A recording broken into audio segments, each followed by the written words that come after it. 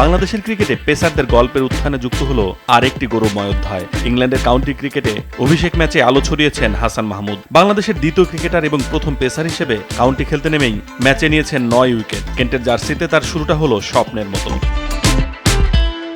ইংল্যান্ডের কাউন্টি ক্রিকেটে বাংলাদেশের পদচারণা খুব বেশি দিনের নয়। এতদিন সেই তালিকায় একমাত্র নাম ছিল সাকিব আল হাসান।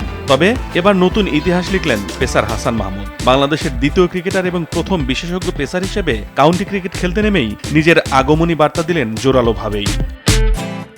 কাউন্টি চ্যাম্পিয়নশিপে কেন্টের জার্সিতে অভিষেক ম্যাচ।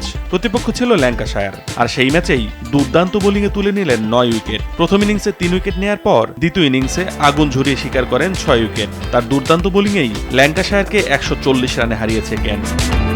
ইউভি প্রোটেকশন যুক্ত Tibet luxury talcum powder, the next generation fragrance.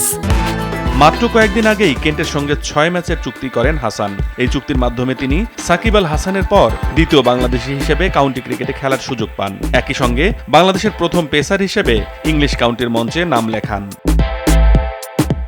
কাউন্টিতে খেলার সুযোগকে স্বপ্নপূরণ বলে উল্লেখ করেছিলেন হাসান। কেন্টে যোগ দেওয়ার সময় তিনি বলেছিলেন, ঐতিহ্যবাহী এই ক্লাবের হয়ে খেলা শুধু তার জন্য নয়, বাংলাদেশের ক্রিকেটের জন্যও গর্বের বিষয়।